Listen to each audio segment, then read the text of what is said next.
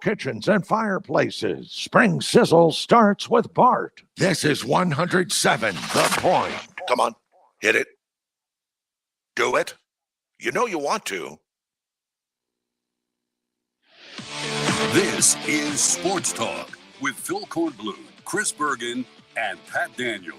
Sports Talk is heard across the state on radio affiliates of the Sports Talk Media Network and is streaming live on SportsTalkSC.com, as well as Twitter, Facebook, and YouTube. The South Carolina Education Lottery lucky number to call in is 888-898-2525. That's 888-898-2525. Now, here are Phil, Chris, and Pat with tonight's edition of Sports Talk. All right, welcome in, everybody. Sports Talk on a very hot Wednesday afternoon here in South Carolina. Great to have you with us. We come to you from our studios in beautiful downtown Columbia, where it hit at least 100 in my car, hit at least 100, maybe hotter in some other parts of the Midlands. So it's here for a little while at least, so enjoy. We're here to add to the heat by bringing the heat here on Sports Talk tonight. We've got a lot to talk about, including a visit from Sean Elliott, head football coach at Georgia State. Panthers coming to Columbia September 5th. Is that right? 4th or 5th, whatever that Saturday is. First Saturday in September to open the season against the Gamecocks. And you know what? I know South Carolina, the fans are feeling really good about the upcoming season, September 3rd. Is that Saturday? Okay. The whole weekend's full of football, and racing, of course, at Darlington. But, you know, Gamecock fans are feeling kind of full of themselves coming off a 7-6 season and a bowl win and things that Shane Beamer has done in the offseason and all the hype that the hype machine over at USC can spit out has got everybody excited about the upcoming season. Maybe the Gamecocks can live up to the hype. Maybe they won't. We shall see. But my point is, Georgia State is a team that has gone into Knoxville and beaten Tennessee in recent years. So if you're not prepared, if you're not ready, you can find yourself on the losing end of that game against that Sun Belt opponent. So we'll hear from him. Of course, he's a former assistant coach at South Carolina, former interim head coach at South Carolina, wanted the job when they hired Will Muschamp, but has done well for himself in his time at Georgia State, and he'll be with us at 6:35 to talk about his team and getting ready to come to Columbia in early September. It is an SC Wild night tonight here on Sports Talk as well. We'll have the Major Billy Downer with us, and he'll have a lot of things to say about the heat and the outdoors and how to deal with the heat in the outdoors for sure, and, of course, things we're getting ready to do in the great outdoors here in the summer months of June, July, August, like fishing and being on the lakes and being in your boats and doing other things like that. He'll have some advice and some insight for you on that as well. The Coastal Carolina baseball team's getting ready to head to Greenville, North Carolina. They'll begin play in the NCAA tournament on Friday, and the North Greenville baseball team heading to Cary, North Carolina to begin play this weekend in the NCAA Division II championship. We'll be keeping a close watch on that as we move into the weekend. We've got the finals of the NBA playoffs beginning tomorrow night out in San Francisco. Should be a lot of fun. If the right team wins, it should be a lot of fun. Boston and the Warriors. Boston and Golden State. I want to say Boston and San Francisco. San Francisco Warriors just sounds a heck of a lot better to me than the Golden State Warriors. I don't like, to be honest with you, as Chris Bergen joins us, I'm not a big fan of geographic names. I'm a fan of city names. And I'm a fan of mascots that are tangible, not something that you can't touch and feel, you know, like the Chicago Fire, or the Miami Heat. Who can wrap their arms around a Heat? But I do like. Go touch a fire and tell me you can't touch it. All right, that is tangible, maybe. But you know what I'm talking about. Something with a heartbeat. Something with some breath. If they wanted to call the Panthers the Charlotte Panthers, that'd be absolutely fine by me. The Carolina Panthers, the New England Patriots, call them the Boston Patriots. That's what they were. That's how they began. Sounds better to me. So the Golden State Warriors, of course, were the San Francisco Warriors after they moved from Philadelphia. They became the Golden State Warriors. I don't know how many years ago, but they play in downtown San Francisco now. They're not across the bay in Oakland anymore. They're in downtown San Francisco in a new building. And just call you. And you don't own the state. I mean, let's face it, as bad as the Lakers were this year, that's the team in California that everybody thinks of first would be the Lakers. No doubt. San Francisco Warriors and the Boston Celtics. So I'm assuming this only applies to professional teams. Like, for instance, you've got no problem with the University of South Carolina or the University of North Carolina or the University of Georgia that are all geographic Right. places. Yeah. Okay. You're right. Yeah. I'm glad you clarified that. Yes. Of course. Yes. I understand. And I Well, can that's right. tell It's you not right the now. University of Columbia or the University of Clemson, the town. No, it's Right. I mean, well, Clemson is a town named after a person, but no, that's not the same thing. No. And after the debacle in Rock Hill, there may be plenty of South Carolinians who'd be more than happy for the Panthers to change their name to the Charlotte Panthers or even the Panthers out of state and just leave altogether. So, I get your point. And let's face it, they are a Charlotte team. But when Jerry Richardson brought them to the Carolinas, he wanted to make sure, because of his ties to Wofford and the state of South Carolina, he wanted to make sure that we weren't left out. But I think if you ask most people, they still look at that as Charlotte's team. Oh, sure. Just because of where they are. Well, I mean, listen, to most of their sponsorship is North Carolina based. You know, one of their big sponsors, I think, is Blue Cross and Blue Shield of North Carolina. Their colors are blue, and they have a lot of blue in their colors, a lot of blue in their stadium, which, of course, to any South Carolinian, you find the color blue when it comes to sports to be something of, brings on small vomiting moments when you think of sky blue and the color blue there in North Carolina. So it was, it's all pretty much geared toward the North Carolinian, but they wanted the South Carolinians' money. You know, they wanted South Carolinians to want to be near an NFL team, to adopt this as their NFL team and spend their money on season tickets and personal seat licenses and all that kind of stuff. So, they campaigned through the state of South Carolina, and they throw us a bone every year by using Wofford as their training facility. And this thing in Rock Hill was going to be really, really good for that area and give even more identity to the state of South Carolina until it fell through. Well, and they opened up their the franchise actually began here in South Carolina. You'll remember they played their first year. I think that was it. That's their first year at Clemson. So, I mean, they've got ties here to South Carolina, but the way they've handled things here of late, especially with the Rock Hill situation, which every side of the coin you're on, it was a messy situation and made both parties look bad. It's still the Charlotte Panthers, even though they still reference themselves Carolina Panthers. I don't have a problem with that. I'm glad they do. I'm glad they try and include us here in South Carolina, but they're going to make their bread and butter in Charlotte, and that's why it stunned me when they made the beverage change from Pepsi, which is a North Carolina-based company, over to Coca-Cola, which is a Georgia-based company. And not to mention, Chris, if we're following Korn's logic here, the Patriots would be the Foxborough Patriots, the Atlanta Braves would be the Smyrna Braves, you'd have the Santa Clara 49ers instead of San Fran, the Fort Worth Cowboys, the Inglewood Rams, and so on and so on. No, those are all suburbs. And it would be the Gwinnett Braves. Well, it would be the Marietta Braves is actually where they are, right? No, it's Smyrna. 385 Smyrna, 385 and 75 is more Marietta. But anyway, the point is it's still greater Atlanta. Foxborough is closer to Providence than it is to Boston. That's so far out of Boston. I mean, if you can't get to it on a bicycle ride, then it should be, it's a whole nother town, whole nother community. So, no, I'm fine with the break. I mean, look at the New York Jets and New York Giants. They play across the river in the Meadowlands. There's people up there who want them to drop the name New York because they don't play in New York. They play in a different state. They play across the river in the Meadowlands, which is in New Jersey.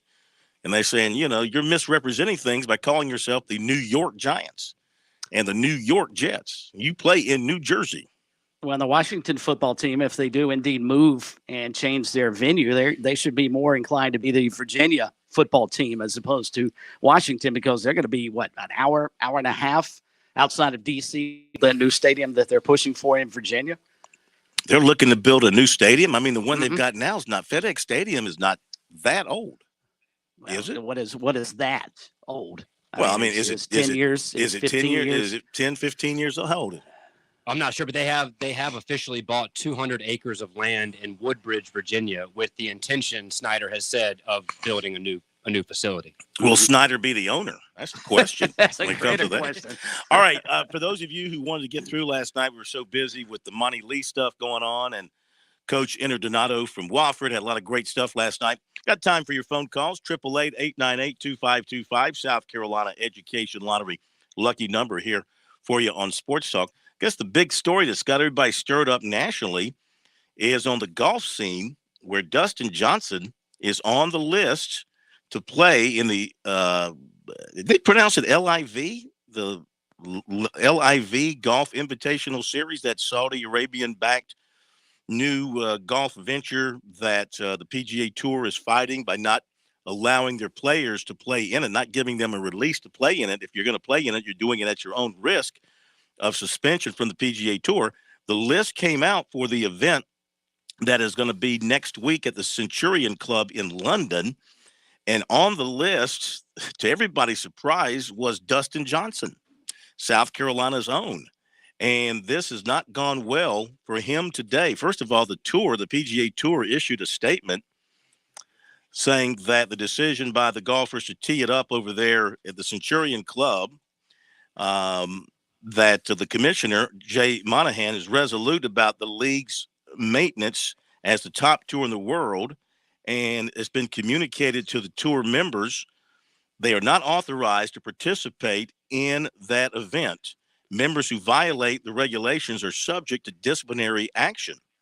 Then today, after it was disclosed that Johnson was going to play in it, longtime sponsor RBC cut ties with him, which means he's no longer an RBC ambassador, which means RBC, of course, major sponsor for the Heritage, when he's been a front guy for the Heritage and RBC in recent years, once RBC became a sponsor.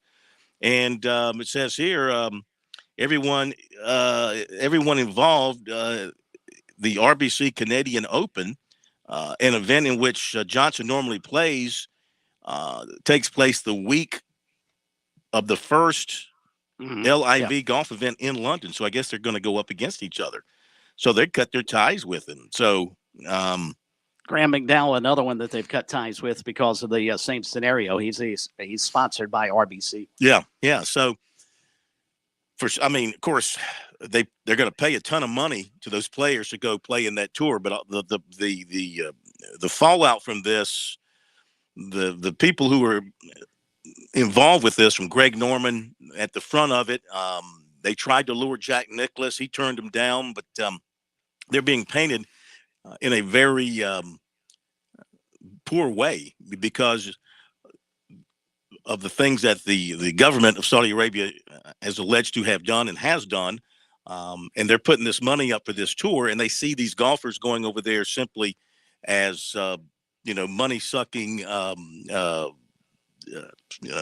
was trying to think of a good way to term this, just selling their services to the Saudi government, and bypassing the PGA Tour, blowing off PGA Tour events from the PGA Tour that helped make them what they are today, and showing no gratification for the tour that helped make them rich and famous and gave them the platform that they have.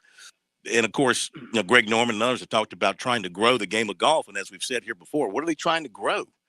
I mean, where's the game of golf still need to be grown? Maybe I'm blind to it and I don't see it, but I mean, it's a worldwide sport as it is now. The PGA Tour can do all its saber rattling it wants, but until it starts paying people, and I'm more disappointed in Dustin Johnson and Graham McDowell and those jumping on board in the Saudi Arabian Tour, much more so from a political side of the coin than I am the money. I mean, let's face it, anybody offers us, I think the reported figure somewhere in the neighborhood for Dustin Johnson was like $150 million. I mean, it's insane how much money. Now, does he need it? That's another story for another day. But I'm more disappointed that they wouldn't take a stand because of the political implications that may follow them if they play in Saudi Arabia. But the question is going to be, what exactly is the PGA Tour going to do, Phil? Are they legitimately going to say and follow through and take the PGA Tour cards of players like Dustin Johnson and not allow him to participate anymore on the PGA Tour. If you do that, you run the risk on down the road, because let's face it, if this were Tiger Woods, we'd not be having this discussion, because there's no way the PGA Tour would take away his tour card, no matter what he does. So the question is, what are they actually going to do where it doesn't come back to bite them on down the road? Yeah. How are they going to back this up? Mm-hmm. All right, let me move on to something else very quickly here. I'm seeing a breaking story from Ben Portnoy. It's more important than what we're talking about. This is about USC football.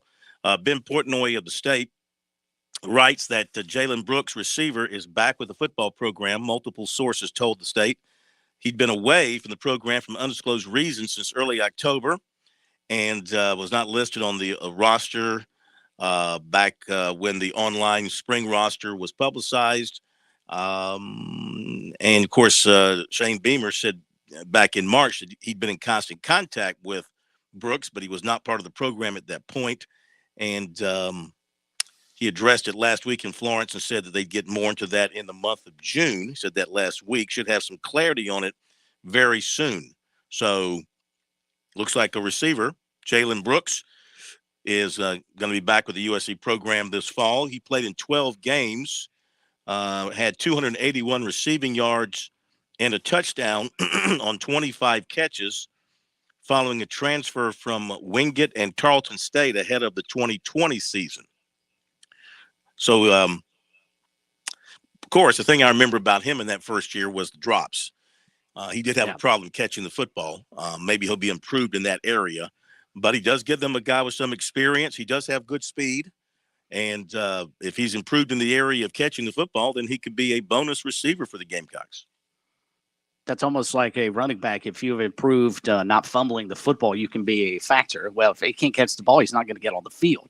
How long would Spencer Rattler put up with a guy who can't catch his passes? I mean, that I would think that if he hasn't fixed that, he's not going to play. Yeah, boy, you're not catching football, you're not going to play. Not with Justin Stepp and Shane Beamer. I think the number one thing besides running routes is catching the football. Mm-hmm. All right, so according to the State, Jalen Brooks back with the USC football team.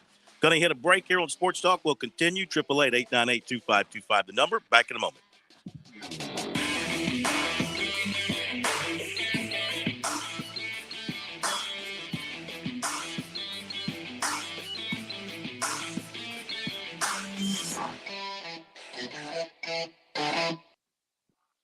Hey folks, it's Mike Morgan for Gibson Insurance. Former Gamecock player Bo Mobley and former coach Stuart Lake want you on their team for all your insurance needs. Now, cost-effective solutions is what they're all about for the now and for the long term. They're licensed with every insurance company in the state. They've got offices in Columbia, Greenville, and Sumter. But if you're listening right now, let me direct you to call Bo and Stu today at 803-605-0029. That's 803-605-0029. Let my good friends take great care of you. I'm attorney Jim Corbett. I love sports, and I've helped people for over 30 years. Contact me at jim@jimcorbettattorney.com when the insurance company won't pay your claim or you have complicated issues. Some other business causes your business to lose money, jim@jimcorbettattorney.com. When you lose a relative and find out you got cut out of a will or don't get what was promised. When you have serious injury, like from a wreck or mishap or on the job, jim@jimcorbettattorney.com. Parents ask,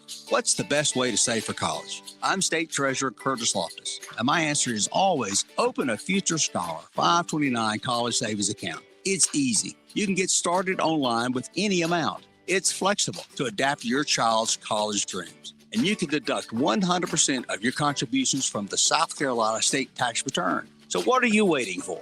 Go to futurescholar.com and see why it's the smart, easy way to save for college. futurescholar.com.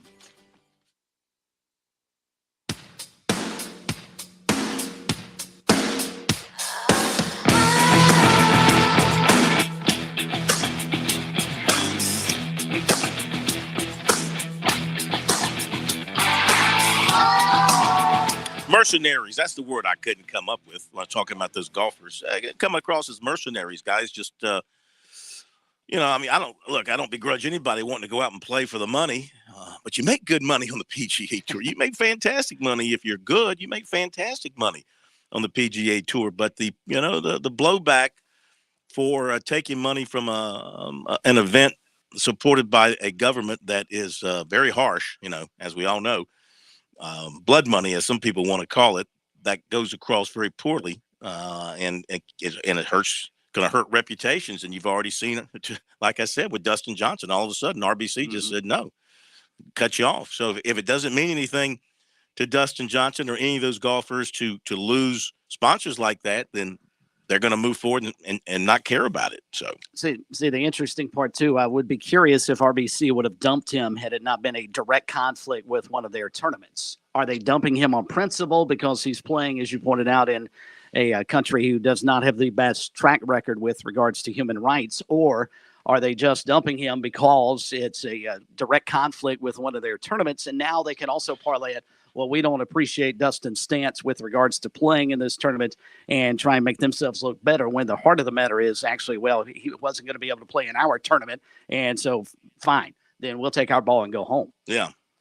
I don't know. They just dropped him for whatever reason they want to say. All right, phone number 888-898-2525. South Carolina Education Lottery lucky number to Sports Talk since 2002. More than $572 million in lottery proceeds have been used to fund Palmetto Fellow scholarships for the state's college-bound students. Learn more about the Education Lottery's impact at sceducationlottery.com/education. Wins and playing for fun is a win for education. We go to Hank in Columbia. Get some calls rolling here. Sean Elliott coming up at the bottom of the hour break. Hank, welcome in. Good to have you with us. Hey, how's it going, Phil? Doing fine. Yeah, I think in this scenario, Justin knows they hold all the cards, because in reading about that tournament, one of the things is the low end golfers. They're paying some decent low end golfers that go over there. They're gonna get $6 million to play in the tourney, and we know what the PGA, just as the partner said, Chris said, these golfers, it would take years for them to make that kind of money in the PGA, especially if they're not threatening the leaderboard. When you go down, everybody always sees the big purse, but when you ever go down to these leaderboards, these tournaments, when you get past that, 20, 30, you see the purse that they're taking home. Some of them spend more getting to the tournament than what they actually get and what they take home, so they have to rely on their sponsorship. You look at Dustin, that type of money is George, man. He won't even have to play as much if he played for that in the future when you're dragging home that type purse. And how can they hurt him? I mean, he's got an exemption to play in all the majors because he's won most of them, and the majors are not PGA events. Well, the PGA Championship is. PGA Championship. Yeah, you might check that. The race to the PGA, but the Masters is not a PGA event. The British Open is not. None of those are PGA events. So those that won, he's got exemption to play in those. The rest of the time he plays and get that. So,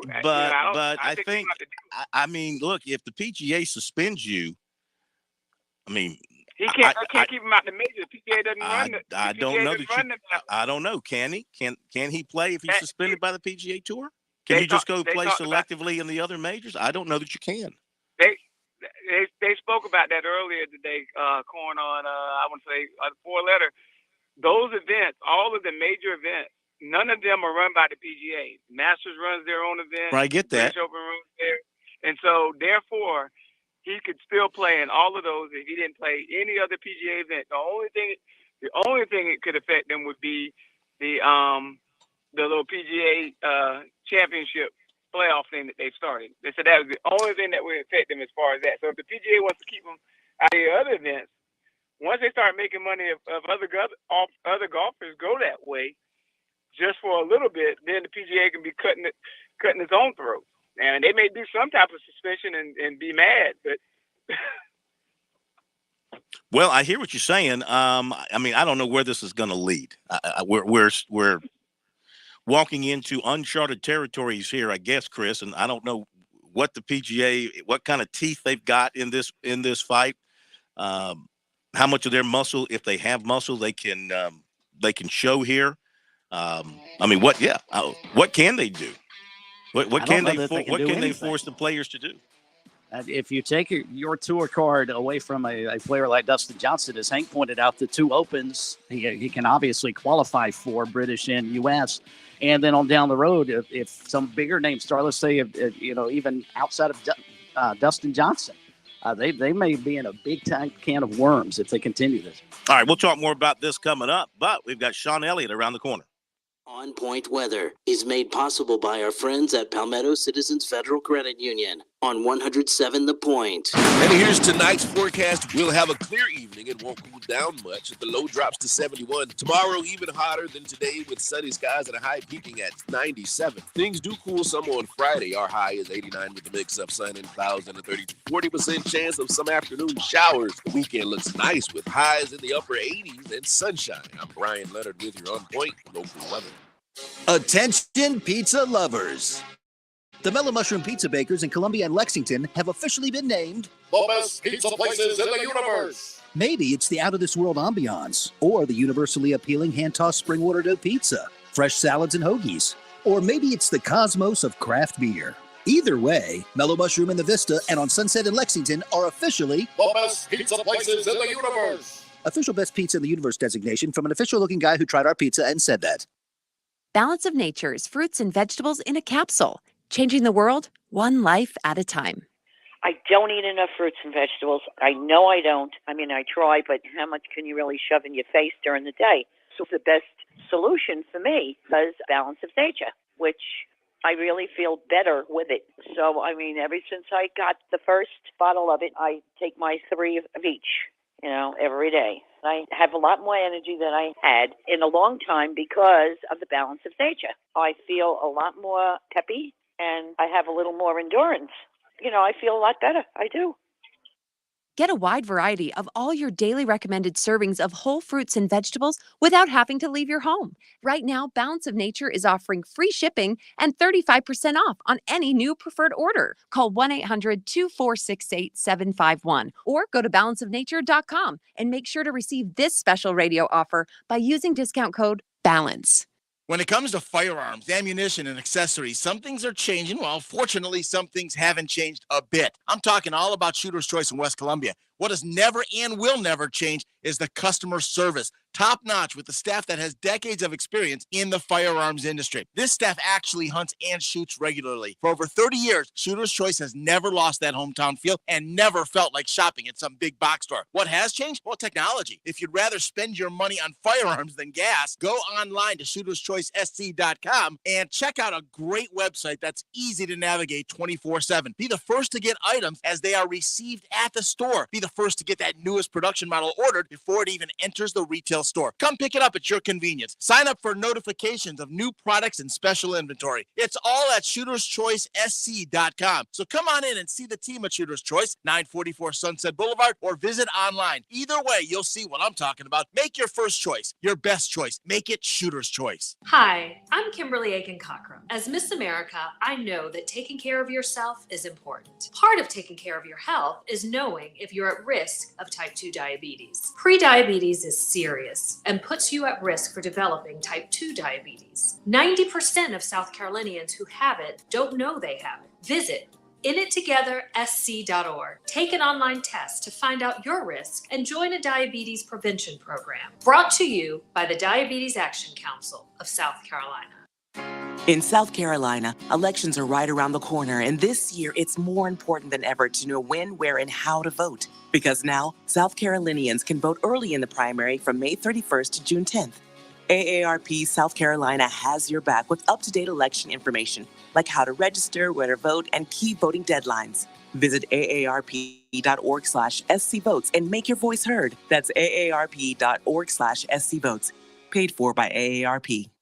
You know what? I get asked every now and then, Kev, when you say my guy, do you really have a my guy at Palmetto Exterminators? Well, I really do. Ron Byers is my guy. Do you realize I've been a customer of Palmetto Exterminators for 20 years this summer? That's over the course of 3 homes, longer than my kids have been around. I'm loyal to Palmetto Exterminators for several reasons. First, they do a phenomenal job with pest control for a very fair price. It's just not a concern around my home. They take care of everything from regular visits to termite inspection, mosquito care. This is a company that's been around for more than 60 years serving the Midlands. When they come around, they're clean, they're courteous, and they're on time. Look, it's not just me. When it comes to things like those pesky mosquitoes, Palmetto Exterminators voted best of Columbia in Columbia Metropolitan for their mosquito control. I could have told you that before anyone even voted. What else can you possibly need from your pest control company? If you're looking for someone to help you, look no further than my guy, Ron Byers, Palmetto Exterminators. Online, it's palmettoexterminators.net or call them 254-5833, 254-5833.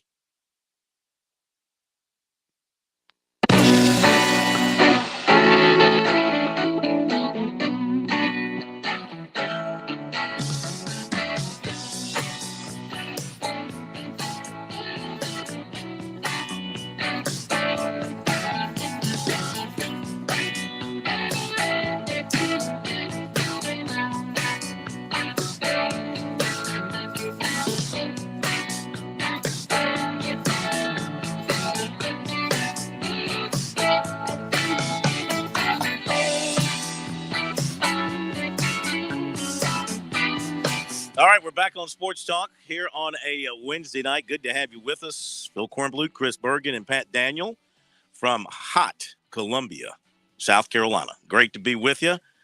Get back to that discussion on the golf stuff here in a little bit because we're kind of learning as we go along here as this first event in that tournament, in that series, comes up here in June, and it's going to create quite a bit of controversy, already has. We'll talk more about that coming up in a little bit.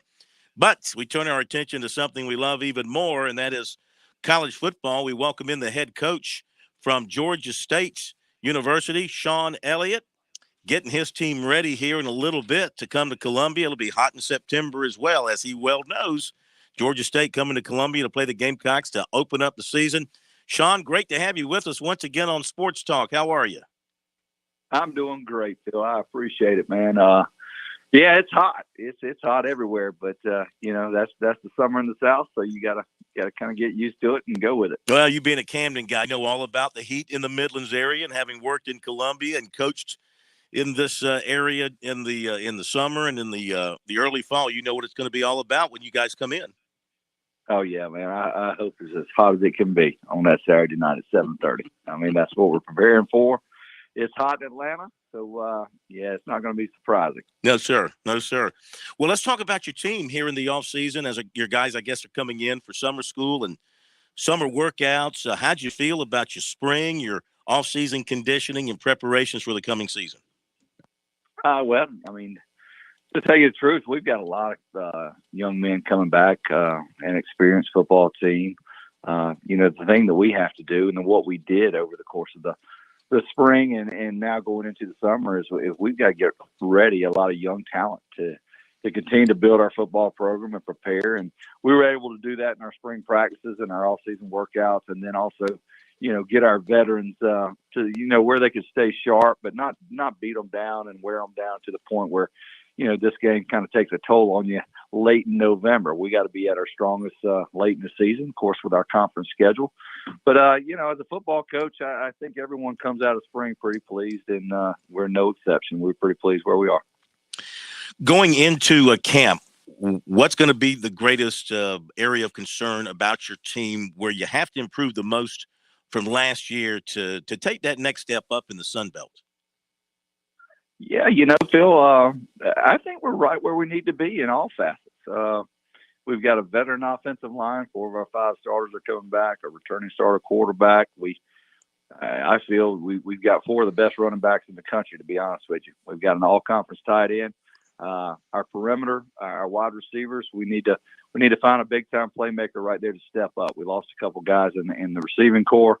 Defensively, yeah, I think we return to 8 of the 11 starters right there. Going to miss some quality defensive linemen, 2 of the seniors that are leaving us, but we feel like we have some replacements. We just got to continue to get better and grow. And, you know, the camaraderie is the biggest thing that I find is most crucial to teams. Guys that play for one another, love for one another, and really go out there and lay it on the line for one another. And that's what we're going to try to build on. That's what we've always tried to build on here. We've got a quality football team. We've got great quality men that play for us here at Georgia State, good coaches. And, you know, right now we're sitting pretty comfortable. So you like where you are at this point?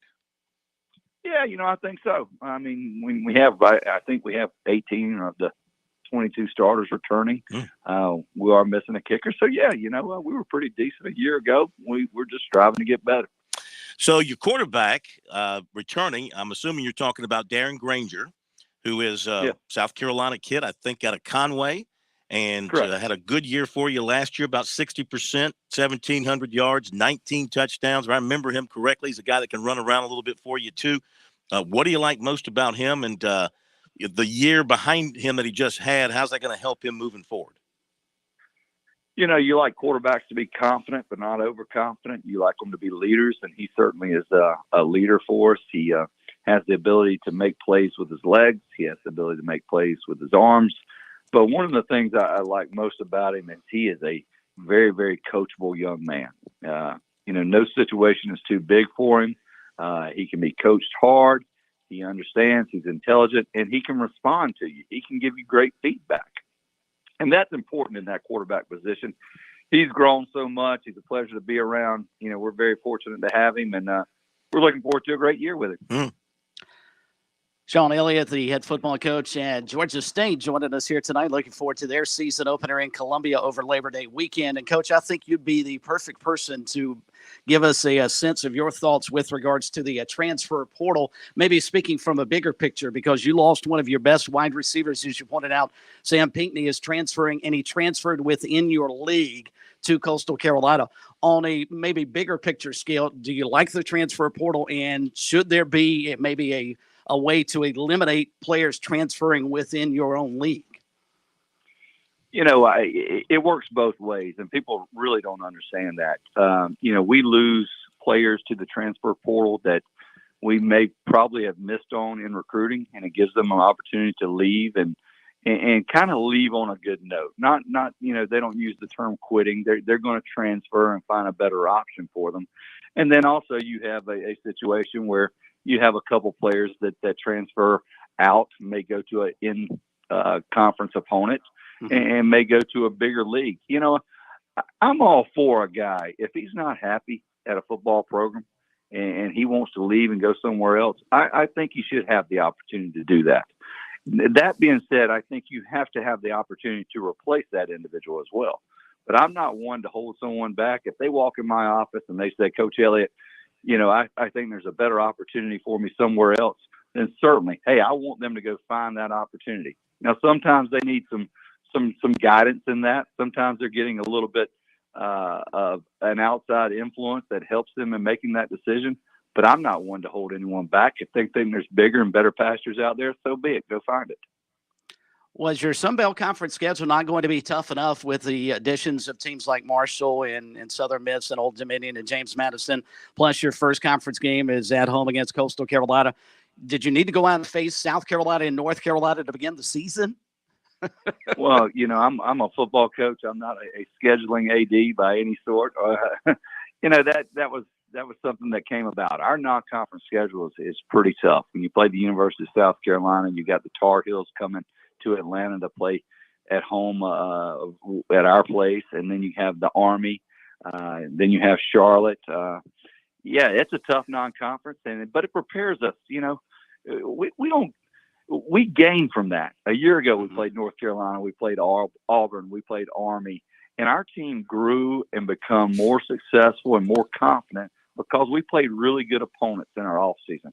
And it put us in a position to potentially win the Sun Belt a year ago. We fell a couple games short against two of the top teams in the conference. But it really, in hindsight, you look at it, and it prepared our football team to be tough-minded and to get through that tough Sun Belt Conference slate. So, we understand the task ahead of us. But, hopefully if it worked out like it did a year ago, we're going to benefit from it.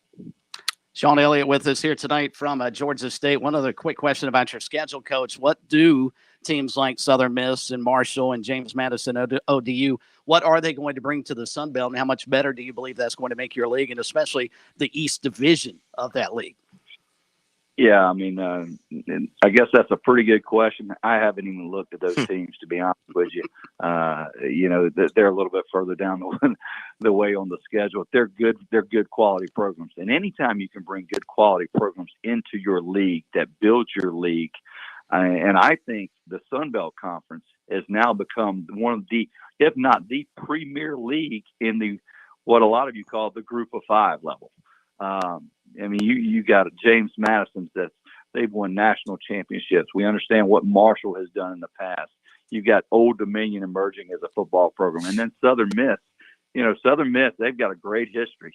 And to add those teams to already what we feel is a strong conference benefits us all. But as far as looking at those guys and telling you what they actually bring as a football program right now, I can't specifically tell you that. Sean, you guys went 8-5 last year, and you got off to a slow start, lost 4 of your first 5, but you played, as you mentioned, Army and at North Carolina. You had Auburn on the road there, and, of course, tough Appalachian State. And then you got it together. You won 7 of your last 8, including your bowl game against Ball State.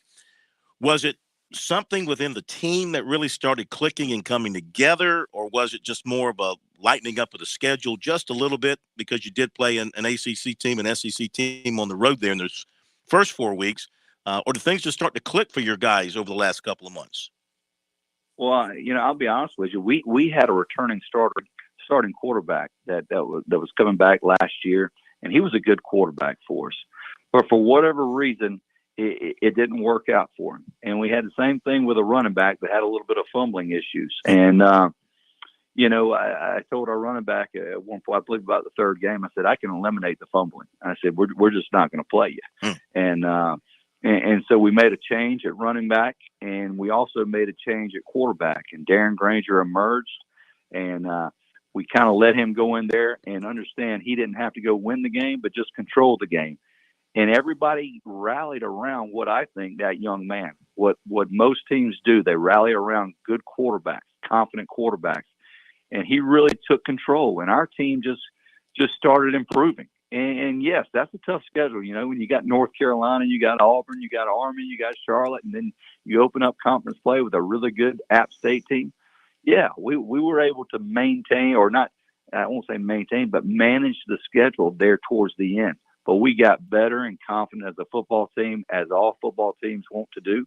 And that's when you can tell a football program is really gaining momentum. As you continue to get better week and week and week after week, then you're on the right track. And we did that, and we capped it off with a bowl game on Christmas Day, defeated Ball State, and we had a really good offseason. Sean Elliott with us for a few more minutes, head coach at Georgia State, going to play South Carolina to open the season. You signed Casey Adams out of a Gray Collegiate here in Columbia, and how sneaky do you think you are coming to Columbia and pulling him out of the state of South Carolina? In other words, you think you got yourself a real gem there? Because when I saw this guy play, I thought he was fantastic. Well, I'll just tell you, Phil, Casey Adams enrolled early. We had our first scrimmage in spring. He rushed for over 300 yards against our defense, and our defensive player. Did you fire your defensive coordinator? No. Listen, that's how special that young man is. When we offered him, we understood he was small. We understood that a lot of guys weren't going to recruit him because of that for whatever reason.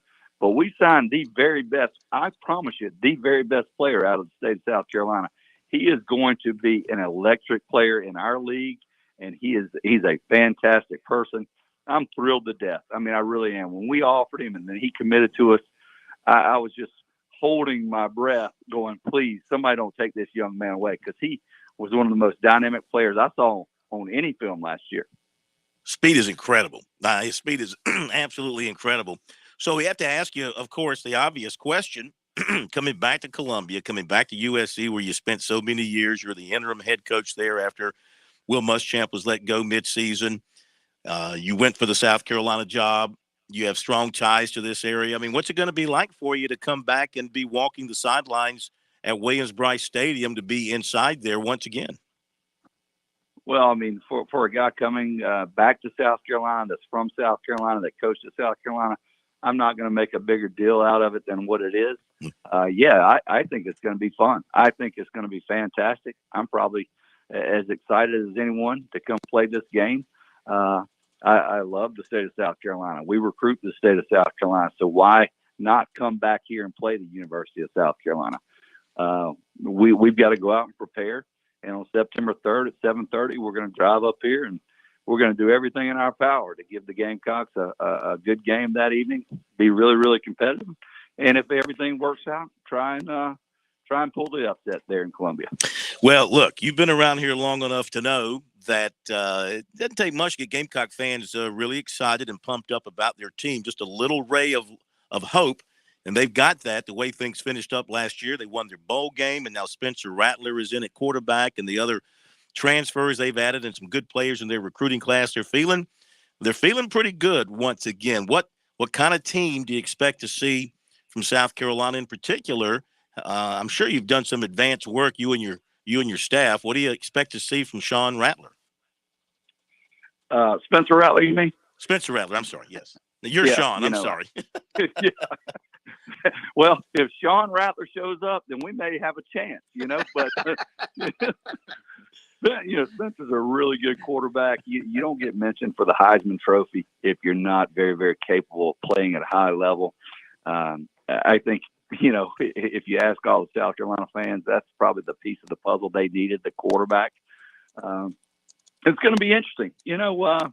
I'm not going to go back and look at Oklahoma film or anything like that, but we do know the talent that he does have and the talent that the Gamecocks have brought in. Like I said, we really focus a lot on ourselves. We try not to make too much of the opponent we're playing. If we go out and do the things that we feel necessary in order to win the ball games, if we can control those things, then we feel pretty good. But we know the Gamecocks have a lot of confidence right now. They're riding high. It's probably a good time to catch them, to be honest with you. But we'll find that out on September 3rd. Yeah, you got to buy a lot of tickets on your own here to take care of some family and friends. I probably do. I probably do. But I've told everyone, I said, do not call me regarding tickets. I said, I'm gonna have 3 other individuals right there in that stadium that I think my mom and dad maybe will show up that night. So I'm gonna have 5, and that's probably the only 5 that I care about. One last thing before we let you go. Tell us about what they're doing there at Georgia State for your football program, for your facilities. For folks who might not know, the university bought old Turner Field, converted it into your football stadium. You've made a lot of amenities there, added a lot of amenities, made a lot of improvements. What kind of commitment are they making to you? What kind of things are ahead there from a facility standpoint? Well, if you look at Georgia State University, first of all, I want you to know we're the largest university in the state of Georgia. We have over 52,000 students. Our administration, our athletics director, Charlie Cobb, which is from Columbia, South Carolina, has really given us the ability to build a football program the right way. I mean, I think our football operations facility is pretty close to as good as they are in the country. And I'm not blowing smoke. We've got really nice facilities. Our stadium is incredible. We have everything that we need. What we have to do is get a few more years up under our belts. We're just 13 years old, and that's very young as a football program, but we're really growing quickly. And, we're not trying to get too big too quick, and we're doing it the right way. So, I appreciate what he does as an athletics director, and I can't wait to see what the future holds for us. Well, we want to thank you for taking time out to join us here. I know June's a busy time for football coaches with camps and now summer recruiting and official visits and all that. Thank you for taking some time out to be with us, and look forward to seeing you in Columbia come September, see what you got for the Gamecocks and what they've got for you. Yeah, we're going to enjoy some summertime off before we really start diving into the Gamecocks in this season. It's a long season. Sometimes us football coaches don't take the time we need to really relax and see our family and be with them. So we're going to do that first, and then we'll start worrying about the Gamecocks mid-August probably.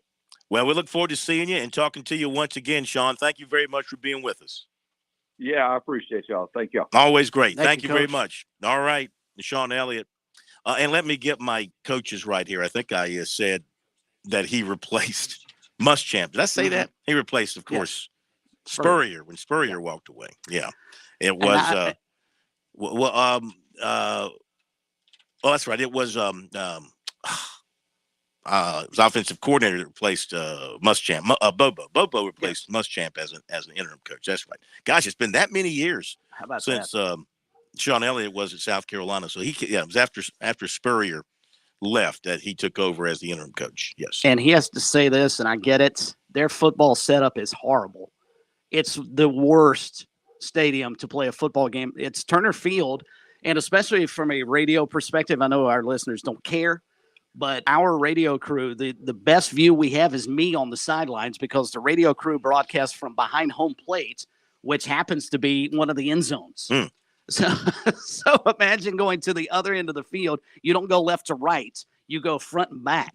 It's a terrible setup. I hope they get it fixed. They have done about as nice a job at Georgia State to turn that into a football stadium, but football is not meant to be played in a baseball stadium, and that's what they have. It's still a baseball stadium that they reconfigured for football, not the other way around. Does it have any kind of a feel like for their fans and for their students? Does it have a collegiate football feel to it, or does it feel like a city stadium that's just built off of downtown Atlanta?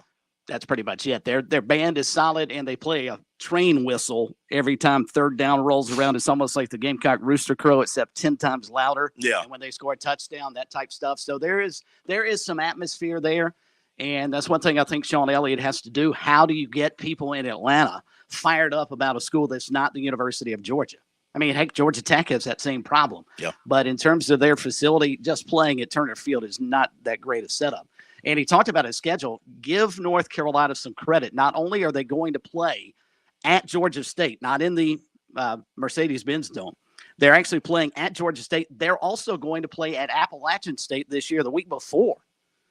So Mac Brown's done a nice job of trying to help out some of the smaller schools around the area, get some notoriety, but by bringing his team there. Or does he see a couple of W's? Is that what he thinks? He's going to get a couple of W's? They don't lose a whole lot in Boone. I'm not so sure about that happening. Well, I'll say this about the Georgia State situation. I mean, it's a downtown. It's even more downtown than Georgia Tech is. It is. I mean, it's a commute. It's been a commuter school. I guess they now have some dorms and things like that, but I think most of its existence, it was a commuter school, 100% commuter school. So they had no facilities for the most part. I guess they had a gym because they had a pretty good basketball team for going on for a while, and they still do. I think that they caught a break in that they were able to purchase Turner Field, which is, I guess as the crow flies, it's not that far from downtown Atlanta. You got to deal with the interstates and all of that kind of stuff. Yeah. But it's probably the closest facility of any size that they could get their hands on that was near their campus that they could call a home facility. They still have to bus over there.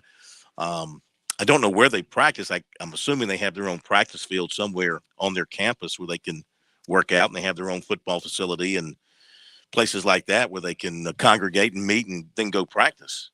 Well, and he didn't mention this because it doesn't directly affect his program, but they are building a new basketball facility, and it's out at Turner Field in that vicinity. They're going to turn that into the Georgia State Athletic Complex. I think soccer may be moving out there as well. So they are trying to put a bunch of money into the athletic program at Georgia State, and Sean Elliott's taking full advantage of it. That's a really, really good football team. And you touched on it with Darren Granger, the kid out of Conway. Mm-hmm. He can sling it. He is a darn good quarterback, almost single-handedly beat Coastal there last year in Conway. Didn't he start his career at Furman? He did. Yeah, right. I thought so. Yeah. And I tell you, KZ Adams, you talking about sneaking in to the into the chicken coop here and stealing.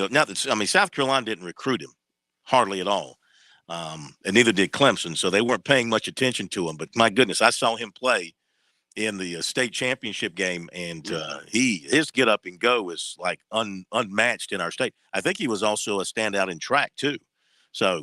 And you heard what he said about coming on, enrolling in January and playing in their spring game and just dominating. 300 yards in a scrimmage. I mean, they're going to find a way to get him the ball out in space, whether it's kick returns, punt returns, as an eye back, maybe in the slot. You're going to have to keep an eye on where that guy is. So, they'll be a dangerous team for South Carolina to open up with. The Gamecocks have Arkansas on the road, their SEC opener the next weekend, and then Georgia after that. They can and I'm sure Shane Beamer and his staff is very much aware of the fact that they can't go into the season with their eye off the target of Georgia State to open things up. You saw what happened to Tennessee. What was that, 2019? They went into Knoxville. They almost beat Auburn at Auburn. Now, North Carolina clubbed them big last year, but they played Auburn a good game at Auburn. And that was about the time of their transition to Granger as their quarterback. And things started to really click and take off for them, and they finished strongly. All right, we'll hit a break here on Sports Talk. It's top of the hour. We'll be back. Don't go away.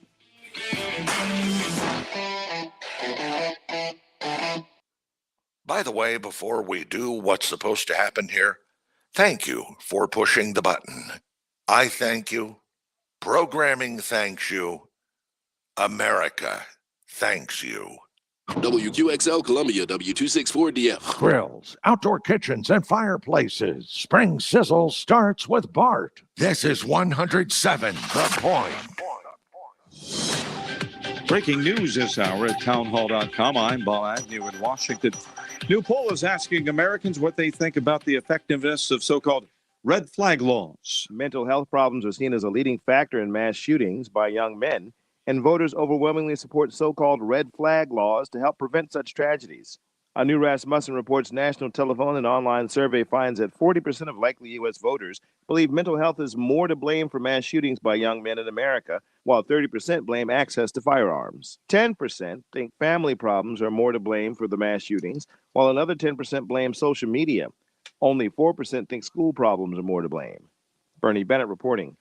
And all this happens even as there are reports that multiple people have been shot at a Tulsa medical building on a hospital campus. And according to a police captain, some unfortunately were killed. The details continuing to trickle in. In the wake of Canada's push to prohibit the sale and import of all handguns, President Biden says he does not support a similar ban. Here's White House correspondent Greg Clugston reporting.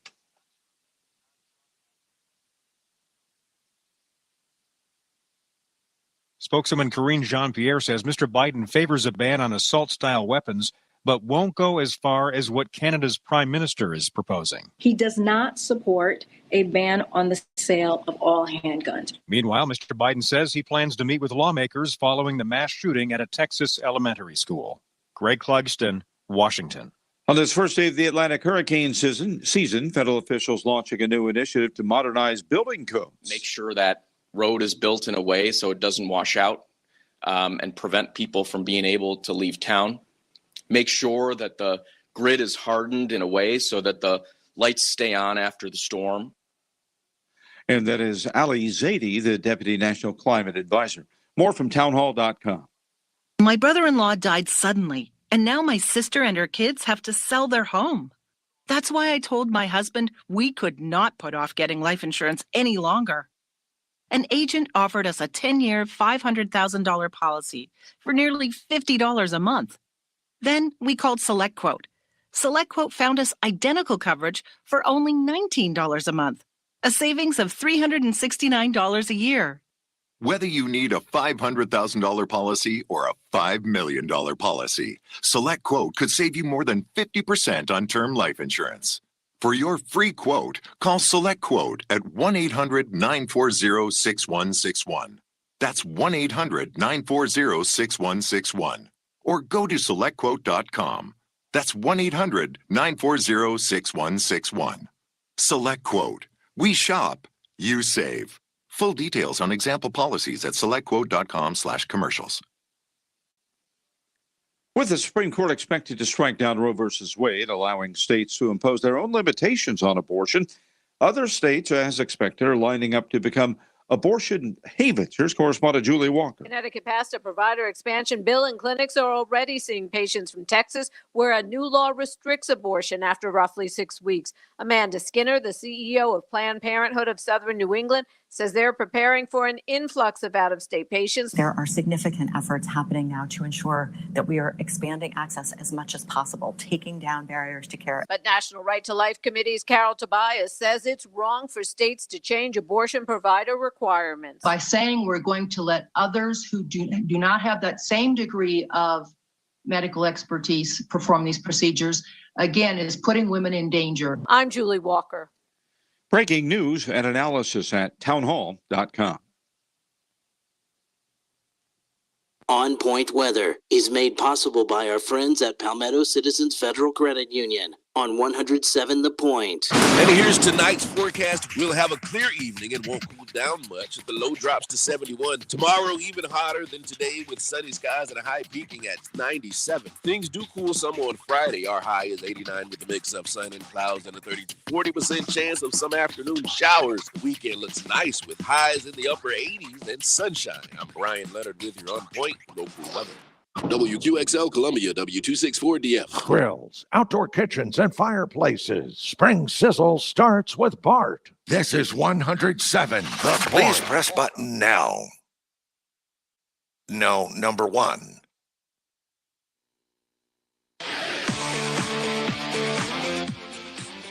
Welcome back to Sports Talk on the Sports Talk Media Network.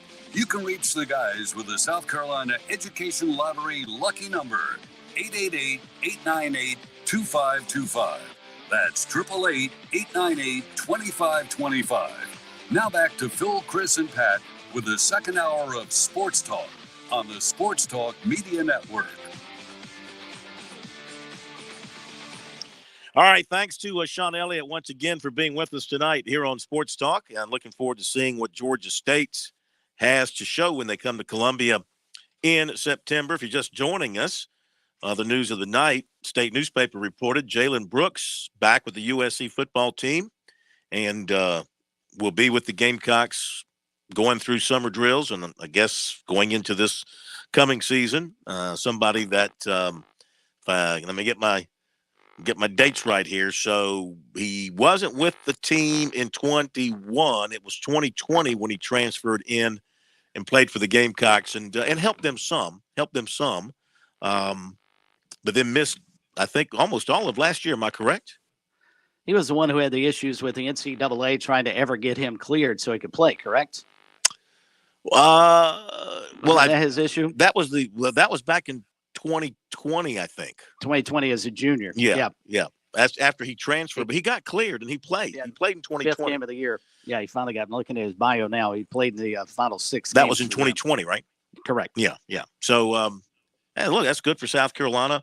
You add him to the receivers room, a guy that's experienced. He's got size. He's got speed. Again, going back to his issue that 1 year, and you can't hide from it, he had trouble with drops. There were many times that he was open, the ball was thrown to him, he didn't catch it. Maybe he'll be improved in that area, but you got him. You throw him in there with Josh Vann, Corey Rutker, Antwain Wells, DeCarrion Joyner, Marion Brown, Xavier Leggett. That's pretty good receiving crew that the Gamecocks have, not counting some of the freshmen that are coming in. So, what do you think Joyner's role is going to be? I understand Spencer Rattler is obviously QB1, but considering the performance he had against North Carolina, can you just throw that in the closet and say, hey, we appreciate it. You got us a bowl win. Now go back and play where we want you over at wide receiver again? Yeah, I think so. I mean, I think you can have maybe a package for him to do some things behind the line of scrimmage at quarterback or, in motion, speed sweeps and things like that. But I don't think you take the ball out of Spencer Rattler's hands. I mean, why? I would agree. You don't take the ball out of a guy that's got a chance to really do some very special things. And let's face it, that was a great game. They sprung it on North Carolina. The Tar Heels did not respond at all to what they were doing. They had no answer for it for whatever reason. Caught them totally off guard. They hit some big balls to Jaheim Bell. Ran the ball at will with Kevin Harris and I mean, they did whatever they wanted to that day on offense. I think the Gamecocks, maybe it was one of those deals where, the Gamecocks wanted to be there more than North Carolina did this time around. They did a good job defending Sam Howell, and so they got a nice big win. I don't think you take that and say, okay, now this is our formula for winning the SEC in 2022. No, I don't think so. But it did help to spur them into a nice offseason and create a lot of enthusiasm and excitement about 2022. But now you've got yourself a true, pure quarterback, which Joyner is not I don't think a true, pure quarterback. He's a tremendous athlete who can play a lot of different spots. And maybe, he's going to have a big year at wide receiver for you. But no, I don't think you take the ball out of Rattler's hands. And I'm just wondering if DeCarrion Joyner's performance is part of the reason that Spencer Rattler showed up on campus, because he saw the program going in the right direction, and did DeCarrion play his way out of potentially being a starter this coming fall because of how well he played against North Carolina. I mean, it worked against him from that standpoint. Well, I think, look, they'd rather him have done that and won the ball game than not. Oh, sure. You know, sure. No, my point is, though, does Spencer Rattler come to a team that finished up below 500? Yeah, I don't think the bowl. My opinion is, and I don't have any way of knowing this, I don't think the bowl game factored into it. You know, I think it was more of, look, even if South Carolina had lost that bowl game, they still would be talking about how they made progress. They won 6 games, and this, that, and the other, and throw in the recruiting that was going on, what they got out of the transfer portal. They'd still be pointing to things that are positive. I think what brought Rattler to Columbia was Shane Beamer, prior relationship, opportunity to play at South Carolina, and wanting to maybe, show his talents in the SEC against Georgia and against Florida and those people, because he showed it in the Big 12, and at least one year had a great year and was having a pretty good year this last season before things kind of fell off the tracks against Texas. So they made the quarterback change. He never really got the chance again to take over the starting quarterback's job. And isn't that funny how it works today in college football? You're Oklahoma. You've got a Spencer Rattler starting the season. You've got a Caleb Williams as the backup. And you make a change, and then Caleb Williams becomes your quarterback, and then Rattler was going to leave regardless. He leaves. Your head coach leaves. You bring in a big name head coach, but and then Williams leaves. So all of a sudden, you're an Oklahoma fan. Your head's spinning. You're like, we went from having maybe the best quarterback room in the country to starting all over. With one of the brightest offensive minds in the country. Yes. Now you go into totally defensive mode as you bring in Brent Venables. Right. But he has brought in some good offensive people, sure. And Brent Venables, look, I mean, I'm sure coaches don't like the idea of just being painted into a corner and saying all you know is defense. I mean, I'm sure he knows some things about offense. I mean, he was around outstanding offensive coaches at Clemson. He had to defend those guys in practice. He had to draw up the schemes in practice, or at least, saw how they operated in practice. You got to believe he took some things from that he can use as a head coach, because now as a head coach, I mean, he's got to be able to deal with the offense. He's got to be able to deal with the defense and the special teams. All aspects of the team fall on his plate now. And I think he's bright enough to handle that. I would agree with that. And being painted a defensive genius and guru, I don't necessarily think it's a bad thing. But, yeah, you're right. He's going to have to pull back just a little bit. But my guess is he's going to be still in a lot of those defensive meetings. Oh, I would say so. I mean, that's his strength, and he's going to obviously be sticking his head in there and supplying a lot of his direction and insight. I mean, they'll be running the type of defense that he's always run. He'll be the guy, calling the shots there, Pat. Did you guys happen to read David Hale's article he put out this morning on ESPN? He ranked all 131 college football quarterback situations around the country. And while Phil takes a breath, did you happen to catch that this morning, Chris?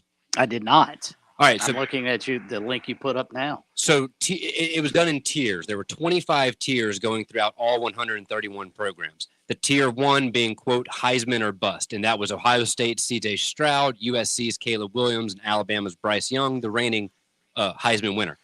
Well, where I'm going with this, you go down to tier 3 is the first of our in-state quarterbacks. Coastal Carolina's Grayson McCall is in that tier 3, which is very, very good. Then you go to tier 4, and Spencer Rattler from South Carolina is there. Very high expectations from him. Of course, we've known about him since he was in high school. Whatever happened last year at Oklahoma. This is a fresh beginning. So he's now in tier 4. You have to go all the way down to tier 11 before you see both Clemson's DJ Uiagalelei. Thank you. Still can't do it. Wow. And Cade Klubnik. They all the way down at tier 11. So and that's after the top 50 or so players. So they're ranked somewhere between 50 and 100. All right, but let me say something. Just some thoughts. But can I say something? Sure. I mean, what's the guy's name? This is David Hale. Yeah, David Hale writes for ESPN. I mean, okay, that's fine. He's written an article. He's ranking quarterbacks. I mean, I hate to be the guy that looks at things like this, but who is he to rank quarterbacks across the country in tiers to say this guy is going to be up here and this guy's going to be? I mean, what's he basing it on? He's never seen Klubnik play. Exactly. Now, Uyunglele obviously had his struggles last year. Rattler showed flashes. We know what McCall can do. But every quarterback, you said you referred to it as every quarterback situation in the country. Correct. Yeah. All 131. Yeah, I don't know how you do that. And I'm totally with you. And Accurately, I mean, I know you got to write. I know these guys, they have to write stories, and they have to, fill up their websites and get people to look at them, and that's the sort of thing that will draw people to look at it, Pat. But I mean, I'm sorry if let me think. If a former NFL quarterback who's an analyst for a news outlet had written that, now I might take a little bit of a closer look at it. But a sports writer doing it, I mean, I have a lot. I look at a lot of these lists by these people with a very suspicious eye. In other words, I don't believe them. I don't trust them. I don't trust the recruiting ranking services. I don't trust any of these people who are website folks that just throw out list of this and list of that. I just, why? I mean, why should I believe your opinion on who's the 33rd best quarterback in the country? Well, Why should I believe you? Well, that's fair, totally fair. But following that logic, quite frankly, who the hell are we? But my point We're not sitting here rating any. Who are we rating though? We're not rating We anything. offer our thoughts, and it's part of the job. But my point, I'm bringing this up, is we are fairly. It's one thing to insulated offer an here. opinion about the way somebody plays, but to sit here and to say, I mean, go ahead. Can I finish? Thank you. We are fairly insulated here in South Carolina. The reason I bring this up, and I fully stand by thinking this is worthy bringing up on our show, is this is something that more of a national writer or person covering sports, what they think about us, but our in-state quarterbacks from the outside looking in. It's one thing for us to have opinions and what we have expectations for these quarterbacks this year, but this is more of from outside looking in on a national standpoint. I just found that interesting that that's what somebody on a national level thinks of our big three quarterbacks in this state. And Phil, bear with me as your head gets ready to explode. There's more? But yes, I'm going to ask about the funniest part, and that's what I was chuckling. I wasn't chuckling about you making fun of Pat bringing this up. I wasn't making fun. I really wasn't. That's fine to bring it up. And you know what? It's a good discussion point. My point, what I'm trying to say is we give credence to thousands of people out there on the internet who write stuff, and we read their stuff. Ooh, this guy said so-and-so is so-and-so, and this guy. And I'm like, well, why do we believe what they say? Now, if you're reporting something, if you're sitting there reporting something with facts and figures and all that, okay. But if you're giving me an opinion, you better be more than just a sports writer to me. You need, when you're ranking the players that you're talking about, saying hey, this guy is, this level in the country and this guy's way up here. I mean, I think you need to know a little something about the position, maybe even having played it a little bit.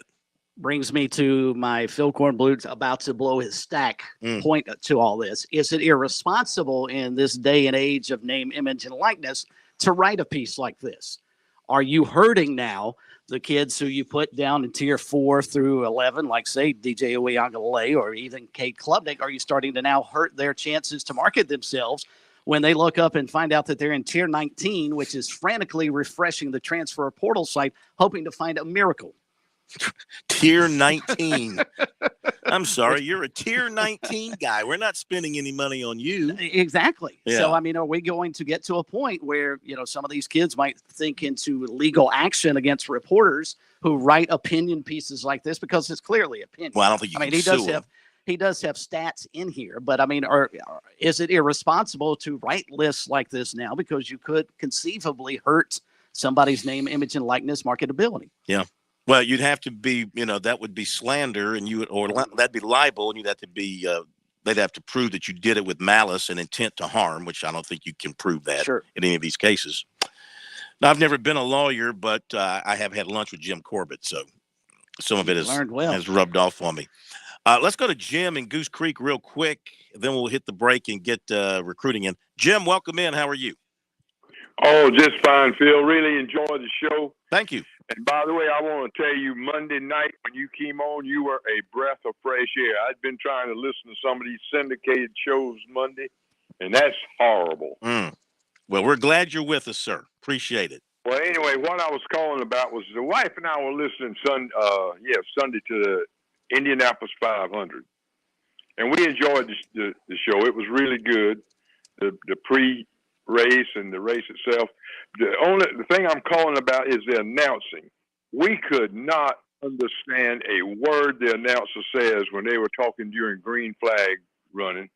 You could understand them when it was a caution or a red flag, but when those cars were running, apparently they must have had the announcers sitting outside or something right by the racetrack, and you could hear them talking in the background, but you could not understand what they were saying. In NASCAR's race, like the Coke 600s, you can hear real well everything the announcers are saying during the race. Did anybody else watch it and have that problem? I watched it. I didn't have the problem. How about you, Chris? Did you watch any of it? I did not watch the race, but I actually do know what Jim's speaking about because my wife and I here, we have a regular television and it's not HD. And there are football games in which we cannot hear the announcers over the crowd noise. And I've always thought, well, maybe it's because they have set their audio settings for HD television. I don't know if Jim was watching it on an HD TV, but if he wasn't, that may have been part of the reason. I don't know. I'm not smart enough in TV vocabulary to explain why that's a problem, but we run into that all the time during football season. Don't feel bad. I can't even tell you if I was watching it in HD or not. I don't know. I was just watching it on TV. You know what you can do? You can put that little closed caption thing on, and you can just read it. You know, if that helps you. That'd be hard to do, Phil. Read the caption and watch the race at the same time. I'm just trying to give you some advice. I don't know what to tell you. I don't know what to tell you. I'm not technically advanced with that either. I mean, do you have surround sound on your television? Maybe it's a setting with your television that's pulling up some background sound. Oh, man, I don't have one. I'm just an old redneck down here in Goose Creek. Oh, I understand. Well, listen, we appreciate you calling. Call again. Let's see if we can help you with more of your personal problems. All right. Well, thank you very much. And again, I want to tell you, I appreciate you being on Monday. Well, thank you. We appreciate it very much. Glad to be there. Let's hit a break here, Pat, and we'll come back and give the recruiting report, maybe sneak in another phone call. SC Wild Night here on Sports Talk. We have got the Major Billy Downer coming up at the bottom of the hour, so stay tuned for that. Our phone number, 888-898-2525, South Carolina Education Lottery lucky number here on Sports Talk. We'll be back in a moment.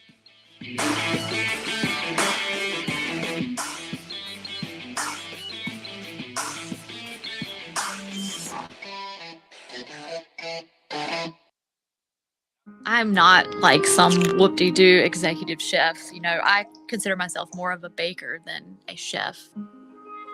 I like working with my hands. I like turning regular ingredients into like something spectacular. The South Carolina Education Lottery has funded over 450,000 life scholarships in our state, giving countless students a chance to answer their calling, just like Aaron. Your passion is our purpose. We're with Major Billy Downer of DNR. Of course, South Carolina is great for the hunters, Major. What do the hunters need to remember before they get out in the fields? It seems like every other show we're talking about hunting safety of some sort. One thing we want hunters in this state to remember is always identify your target and what lies beyond it. Make sure before you pull that trigger that you know what you're looking at. Whether it's a turkey during turkey season or a deer during deer season, you know your identifying features of your game. You know what's beyond that target in case you miss. Learn more about the great outdoors in South Carolina with Major Billy Downer on SC Wild here on the Sports Talk Media Network. Show your team pride wherever you go with Founders Federal Credit Union's collegiate debit cards. Get your University of South Carolina and Clemson University debit cards at any Founders office or by calling 1-800-845-1614. Plus, our debit cards are digital wallet ready, so you can pay however you please. Not a member? Visit relaxjoinfounders.com or one of our 37 convenient locations to see if you qualify for membership. Terms and conditions apply. Founders Federal Credit Union is federally insured by NCUA. Parents ask, what's the best way to save for college? I'm State Treasurer Curtis Loftus, and my answer is always open a Future Scholar 529 college savings account. It's easy. You can get started online with any amount. It's flexible to adapt to your child's college dreams. And you can deduct 100% of your contributions from the South Carolina state tax return. So what are you waiting for? Go to futurescholar.com and see why it's the smart, easy way to save for college. futurescholar.com. Life. It has its ups and downs. Sometimes it's little things like hitting every red light or dropping your cell phone. Maybe it's the bills, rent, or pressure at work. But when it comes to the South Carolina Education Lottery, you should never feel like playing will solve everything. The lottery is a game. It's played for fun. So set a dollar amount. Expect not to win and make sure responsibilities, family, friends, and work come first. Visit playresponsiblysc.com.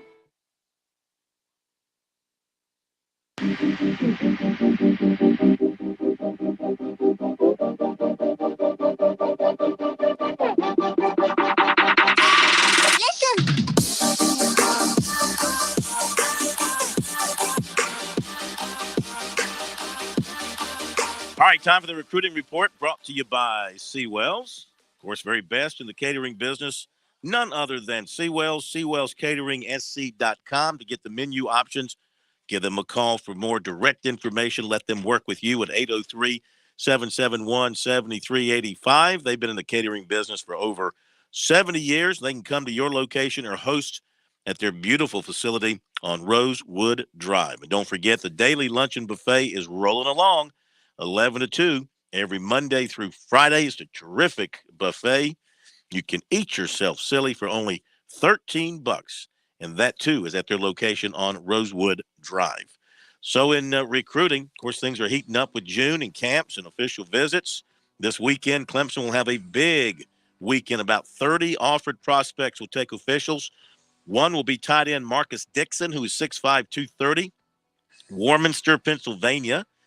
And Dabo Sweeney and Kyle Richardson have been working him. He's never been to Clemson. This will be his first visit with the Tigers, going to make it an official visit. And, you know, he's the kind of tight end that the Tigers haven't had really since Jordan Leggett, a tight end that can get down the field, get down the seam, and make big plays down the field. He said that Williams loves the fact he's athletic, he can split out, and as he put it, just kill the Sam linebackers and pretty much any safety or anybody that wants to cover me, end quote. Wow. So he likes his confident skills. young man. I like that. He's coming down with some family members. Looking forward to learning more about the school and seeing more behind the scenes there at Clemson. He's got an official to Oregon, June 17th, Texas A&M, Oklahoma, Cincinnati, Miami, the others he's strongly considering. Take all his officials in June. Wants to make a decision late August or early September. USC receivers coach Justin Stepp jumping in with wide receiver Dadrin Zipperer, 6'1", 175 of Lakeland, Florida. His brother's a tight end at Florida. He wasn't originally a top target for Stepp as he evaluated the landscape of receivers in this class. But, you know, Torian Gray was at his school, watched his film, passed the word on to Stepp. Stepp liked it. They kept recruiting him, according to Zipperer. He had a big spring game with Clayton White in attendance, and more information got back to Stepp. So Stepp called him, and they offered him a scholarship. He was very excited to get that offer, his second SEC offer. They've been building on their relationship, and they want him to come in for a visit so he can see the campus, and they get to see each other and get to know each other a little bit more. Kentucky, Pitt, and BYU are his major offers at this point. And he is going to be coming in, by the way. He's coming in for the camp on Saturday and also going to take an unofficial visit while he's there at South Carolina on Saturday. Last season, for a primarily running team, he had 17 catches, 260 yards, and 4 touchdowns. He has an official visit set for Pitt June 17th. He's also talking to USC about an official visit as well. BYU, Western Michigan, UCF, and North Carolina are also talking heavily with him. In fact, as he makes his trip to Columbia Saturday, he's also going to swing up to Chapel Hill and check out North Carolina. Several offers from Clemson today, 24 class. Defensive end, tight end, Edric Houston, 6'3", 210, Buford, Georgia. Corner, Tavoy Fagan, 6 feet, 170, Tampa. Athlete, KJ Bolden, 6'1", 185 of Buford, Georgia. And safety, Noah Dixon of LaGrange, Georgia. USC offered receiver London Humphrey, 6'3", 190 of Nashville. Athlete Demetrius Bell, 6'1", 165 of Murfreesboro, Tennessee. And tight end Jackson Carver, 6'6", 220 of Culver, Indiana, though he goes to a school up in Connecticut. They were all offered by the Gamecocks today or in the last 24 hours. That'll do it for Sports Talk. Full version, we've got SC Wild coming up next. Be right back. On Point Weather is made possible by our friends at Palmetto Citizens Federal Credit Union on 107 The Point. And here's tonight's forecast. We'll have a clear evening and won't cool down much. The low drops to 71. Tomorrow, even hotter than today with sunny skies and a high peaking at 97. Things do cool some on Friday. Our high is 89 with the mix of sun and clouds and a 40% chance of some afternoon showers. The weekend looks nice with highs in the upper 80s and sunshine. I'm Brian Leonard with your On Point local weather. Hi, honey. Did you drop by True Pharmacy and grab the vitamins I asked you to get? I sure did. And guess what? I even got a discount. Of course, you used our loyalty points. They're always great. Well, yes, but even better, did you know that on Fridays, True Pharmacy gives a 10% discount to all state employees on OTC purchases? So you used our loyalty points and got 10% off? That's right. I'm so glad we switched to True Pharmacy. Great service and great prices. True Pharmacy, 2 locations, Charleston Highway in West Columbia and Devine Street. Balance of Nature, changing the world one life at a time. I was feeling really tired, really slow, no energy, nothing. Started taking it, and it was like, wow, something happened. I've been telling everybody I know about it. We're happy with the product. Even my wife at first didn't say anything. Now she's saying, oh my gosh, I miss it. I go, how come? She goes, I'm tired. She goes, and plus my nails and hair were growing.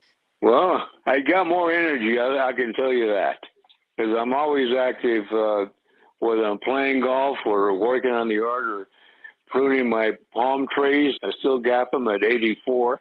So I've got a lot of energy. That's what I like about the product. And like I say, I have no complaints. Start your journey to better health with Balance of Nature right now. Call 1-800-246-8751 or go to balanceofnature.com to get free shipping. And don't forget to get 35% off your first order as a preferred customer by using discount code BALANCE. I'm already a big fan of Medicare Blueprint. Tim and his team saved me several $1,000s. They took a look at my health insurance. They helped me get the best possible plan. But not long ago, I reached out when we had a crisis. The big bad insurance company out of nowhere just canceled mom's medicine for her multiple sclerosis. No warning, 30 years, same med, and just like that, gone. Here's the good news. Medicare Blueprint doesn't work for the insurance companies. They work for you. They're local. Imagine me trying to get this fixed, calling some national toll-free number. Outsourced operators never talk to the same person twice. Medicare Blueprint went to work, helped me get mom's meds back, and how's this? Even less expensively than we were paying before. Incredible customer service and local. What a great formula. Oh, and it cost me nothing for their services. Nothing. Whether you're on Medicare or not, my mom is, I'm not. Medicare Blueprint helped both of us. Online, it's MedicareBlueprint.com or call them 708-7398.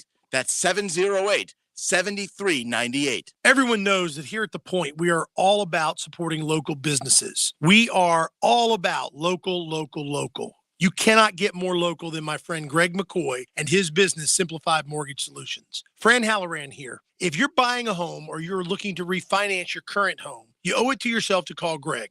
He is the real deal. You can expect Greg to treat you like you are his only client. You can expect Greg to scour the market to find you the best rate available. You can expect Greg to charge you a fair price for his work and his service. Why would you deal with some national company headquartered in who knows where when you can do business with Greg? Need further persuasion? Okay, I didn't even mention the good Greg does in our community by supporting local charities like Blue Star Mothers and Camp Chemo. Come on. You need to call Greg. Online at simplifiedmortgagesc.com, or you can call Greg at 803-722-6044. That's 722-6044. A well-regulated humidor being necessary to the preservation of a cigar, the right of the people to keep and enjoy cigars shall not be infringed. For those who love a great cigar and want to spend time with others who are like-minded, the Cigar Militia offers the experience you're looking for. We're located in the Colonial Village next to the Melting Pot. The Cigar Militia offers exceptional cigars from around the world, staff to assist you in your selections, private cigar lockers, and a lounge where members can relax and enjoy. Have you fallen behind on your taxes and might be facing IRS penalties? Have wage garnishments, levies, or liens? Have unfiled tax returns? You want someone local and qualified. Don't fall for those national spots. Meet with me, Teresa, at Capital City Professional Services, and let me help you through your tax maze. I can help with all your tax resolution issues. There are options to get you back on track. Call Capital City Professional Services, 400-8683. That's 400-8683. Now on Sports Talk, it's SC Wild with Major Billy Downer of the Department of Natural Resources. Major Downer is here to take your questions about the great outdoors in South Carolina. Give him a call at 888-898-2525. It's SC Wild from DNR on the Sports Talk Radio Network. Okay, we are back on Sports Talk on this hot and humid Wednesday in the state of South Carolina. Great time to be outdoors, though. I mean, yeah, you want a little bit of that air conditioning, but get outside and enjoy the great outdoors in South Carolina. Sweat a little bit. That won't hurt you. Sweat a little bit. And we welcome in a man who does a lot of sweating in the outdoors, though he likes to be on the indoors as well. Major Billy Downer from the Department of Natural Resources, another edition of SC Wild here on Sports Talk. Good evening, Major. How are you? Good evening, Phil. It's great to be back on the show. Absolutely. When it's this miserably hot, you got to be out in the water with a little cool breeze or somewhere fishing where you can get in some shade, because right now it is miserably hot already, faster than I can remember in the last couple of years to me. Well, hopefully another system will be moving through the state here pretty soon and cool us off a little bit.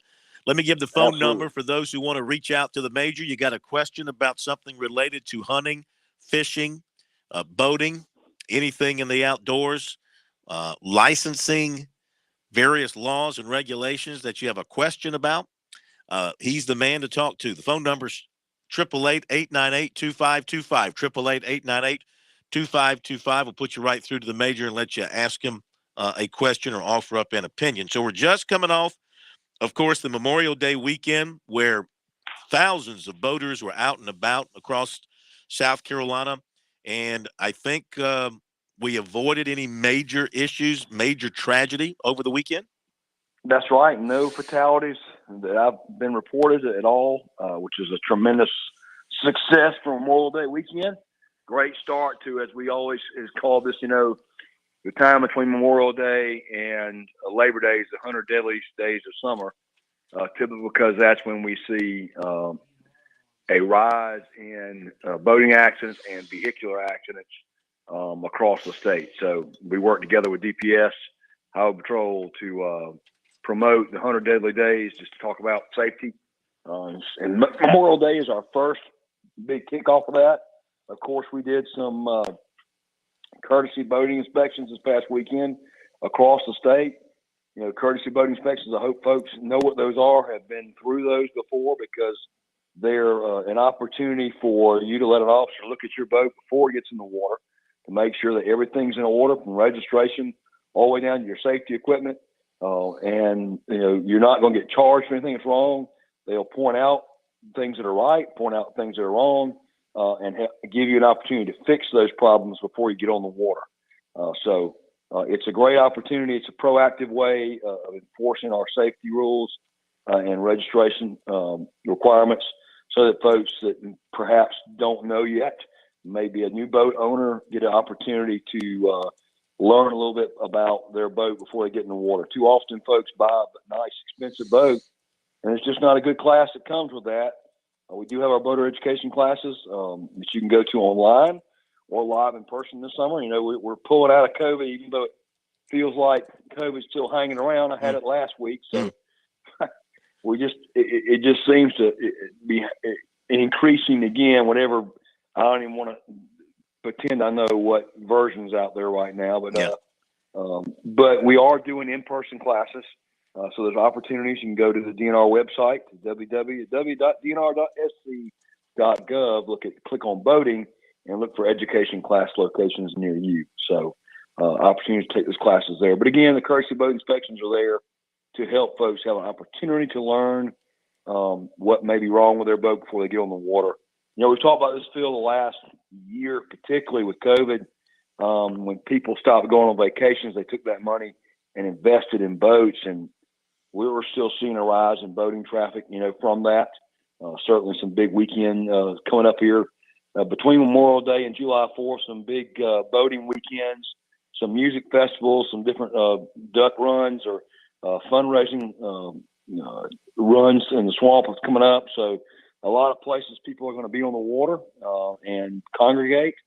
If it's not just more than just the weekend congregation spots on the sandbar, those are always places people just need to remember to have your boating safety information together on your boat. Make sure everything's good.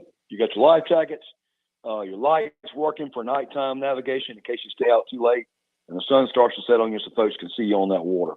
So those are just good reminders. But again, Memorial Day was a pretty safe kickoff as far as not having any fatalities that I'm aware of. So it was a good weekend. But, we talked about last show, we really focused on the new 100-foot rule. And this was really probably one of the first big weekends for our officers to enforce that. As we talked about in the last show, we went from 50 to 100 feet on most of the public waterways on the state, save Lake Moultrie. But, our officers, again, using discretion this first, couple months of this, giving folks warnings if they haven't heard it before. But if a particular boat continues to get warned about that 100-foot rule, they're probably going to end up with a ticket. Those tickets can cost up to $175, start $175 and go up to $425 from there. So those are violations that can be costly, but they're meant to keep the water safe and to keep boats away from people in boats that are at anchor and from docks. So it's just a good reminder. Remember that 100-foot rule is now in place. I got to believe that you and your department, when you go through a busy weekend like you had on the water and you had no major incidents, no deaths, no major accidents, I guess, to speak of, I mean, you got to take a lot of satisfaction that maybe you kind of sit back as a department and think to yourself, maybe the message is getting out to people. Maybe they're listening and paying attention to what you folks have been preaching about over all these years. Absolutely. That you want to believe that folks are listening. But every time an accident happens, it feels like you just get kicked, to your knees again, going, oh, why aren't people listening? But, sometimes accidents happen without there being a cause. Accidents happen. But most of the time, these fatalities could be prevented. And that's just a sad fact. It's either, again, if we talked about before, the number one reason most of our accidents happen in this state is failure to maintain a proper lookout. I remember talking to Officer Robin Camlis. He ended up being a lieutenant in our investigation section, investigated many boating accidents. She was one of our experts in boating rules and navigation rules, Coast Guard regulations for many years. And she just told me, she goes, Billy, that's the number one. It's failure to maintain that proper lookout. And it basically means you're just not paying attention. That's what it simply means. And that's one of the most common causes for accidents. And if you think about that, that's preventable. Paying attention can prevent an accident. That's preventable. You just got to pay attention. And the problem is, we talk about it on the show. We've talked about it for years. I talked about it in classes. And people just don't sometimes get that when you're on the water and it's hot like it is now, and the sun's blaring down on you, and you are out there and you're riding the boat motors, that's constant whine going on. your mind will get lulled into kind of a false sense of just a little bit of a security, or you just kind of get dulled for a moment. And if you add any type of alcohol to that, it just gets worse. Remember, alcohol affects you 3 times as much on the water as it does on land, and that's because of these effects I'm talking about. The lake effect is the effect of that sun on you outside, the motor noise, all those things, the motion in the boat, those things combine to cause alcohol to affect you just so much more than on land. It's just one of the things I always like to keep reminding folks of that. But again, yes, so back to your original question, we do feel good about coming through a weekend like this without a fatality. But, you know, statistics are we're going to have that in the next 100 days.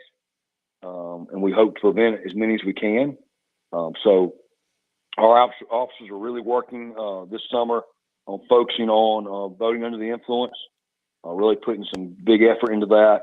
And when we say we're putting effort into that, we're working patrols in areas where people are going to be congregated, saturating areas where there's large congregation of boats where you know there's drinking going on. We just try to be out there proactively reminding folks that, hey, we're here. We're looking for, folks that are driving erratically on the water so that we can prevent accidents from occurring. Let me ask you this. A lot of stuff. Yeah. No, well, I'll tell you what, we got a caller. Let me jump to that, and then I'll come back with a follow-up question. This is SC Wild with Major Billy Downer from DNR. 888-898-2525 is our number for the Major, and Charlie in Georgetown is with us here on Sports Talk. Charlie, welcome in. How are you? I'm fine, thank you, Phil. I've never been on a talk show like this before, man. This is kind of weird for me, but I got a question for the Major. Sure. Major, a few months ago, well, my son is 18, and he bought a few years ago a lifetime Sportsman's fishing combination. And of course, when we were going fishing the last time, he right before we're on the Chattooga River, he said, "Dad, I don't have it." So we went back to a store that sells fishing license and tried to get a duplicate of it, or just the proof of the license, and it wasn't coming up that he had that type of license. Is there something wrong with this, or how do you? Is that just an anomaly, or how do we have some proper redundancies? Because I don't think this is going to be the last time I take my son fishing and he's going to forget his license. Absolutely. So that's a great question. Thanks for calling in. So if it was a couple months ago, you said, we were in the midst of a license transition with Brandt Industry that does now our licensing. And it just, maybe a month or so ago, I did a show. It was over spring break. It was around April, in the middle of April. Okay. Okay. Well, so the new license system was being again in April. That was during that transitional time. So now we have a online licensing app. And this is where I'm going to direct you to go, is to Go Outdoors SC, Go Outdoors SC. And you look on your phone in the App Store and find the Go Outdoor SC and load that app on your phone. It's going to ask you some questions. For your son, for instance, you can load it on his phone. You can load it on your phone, actually. Put your license on. It'll allow you to load what we call your customer profile. And then it'll also allow you to load other people in your family on there as well. Okay. And it'll have your current licenses on your phone. So you don't have to worry about having the physical license anymore. You can actually, as most of us in the world we live in today, we all have our phones with us no matter where we're at. You can show an officer your phone and show them your license right there. Now, if he's got a lifetime license anyway, yes, you are supposed to have your license on your person. But the days of the old paper license on your person are kind of going away. We're finally moving into that, as we say, the 21st, 22nd century here, 21st century, where we are actually electronic, and which is where we should have been. But Go Outdoor SC, load that app up, and if you cannot get your profile to load, it'll give you a number to call to find out, what's going on with that. But you can go to the DNR website to find out the licensing number. But that should be rectified if you can load that app on the phone. Okay. And we would sense. need that and your picture ID with that as well, sir, or just the No app with that? The phone with that app that's going to be, the app, it pretty much makes it pretty simple. You load that app on your phone, it actually allows you to load deer tags and turkey tags, and eventually I'm sure we'll move to a system where the phone becomes, that's how you report your tags for turkeys this year. I see that where we're probably moving for deer tags in the near future as well. Not yet, but of course, that'll be moving that way. But again, if he's got a lifetime license, that's good for life. That's why it's called a lifetime license. So that was so confusing with not being able to get that. That's not a cheap investment. So not being able to pull. No, that it's not. out, But it's all good. My best guess on that is how you entered his name. It's all about the name. It's not about social security number. Sometimes it's about how the name's entered, date of birth, making sure all the information's in there correct. Because as I've described before, my name's John William Downer II. Well, nobody knows me as any of those names. It's Major Billy Downer. Well, the only thing they know is the Downer part and the Billy. Well, Billy comes from William, but if you don't know that and you see John W., well, that's not me, or that's not him. Yeah. So that's how names get messed up in our system. Somebody go in there and put Billy Downer one time and get a license, and they were in there as John W. Downer II, or maybe John W. Downer, or John Downer, and then you end up with multiple profiles, and that can cause a problem. So if you're trying to load a new app and it won't let you do it, it'll let you know if there's multiple profiles or more than one name in the system, and it'll give you a number to call to get that rectified. Well, fantastic. I'm gonna try to upload it tonight. Thank you, sir. I appreciate it. Yes, sir. Thank Thanks you for the call. All right, Great Charlie, question. thank you very much. Appreciate that from down in Georgetown. Yes, sir. Appreciate that very much. 888-898-2525 is the number. You have a question like that or a comment for Major Billy Downer. That's why the Major is here with us to take those comments and questions. And Pat had a follow-up question for you, Major, talking about the good weekend of boating safety around the state and his concerns about that, Pat. I did, and a few different questions could rattle off here. But first of all, directly with that, and thank goodness, we were very, very blessed this past weekend. You and your fellow officers did a great job helping our state avoid any boat fatalities. There were unfortunately, tragically, two drownings in the upstate, up at Pitts Park and Ware Shoals. I believe that's along the Saluda River, I believe.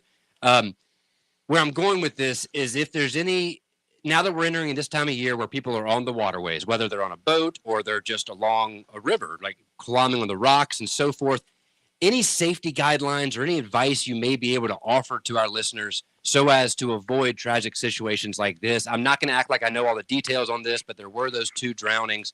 Just any safety tips you might be able to provide for our rivers along the state.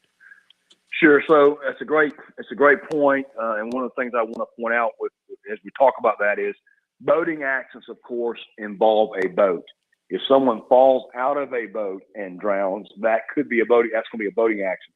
If they're swimming and drowning, totally different. So those aren't considered boating fatalities, if that makes sense. And sometimes the line that defines what it is can be very gray. But when people are tubing, one of the biggest pastimes in this state is to get on a tube and float the river. Well, a tube is not considered a watercraft, so you don't have to have a life jacket. Well, the tube is your float. But here's the problem. So you're tubing down the waterway in South Carolina with lots of obstacles in it, whether it's rocks, whether it's logs. And if you fall or hit a rapid area and hit your head on the rock and you get knocked unconscious and you fall off the tube, you're going to sink below the water. And that's a recipe for disaster, which is how a lot of times these drownings occur.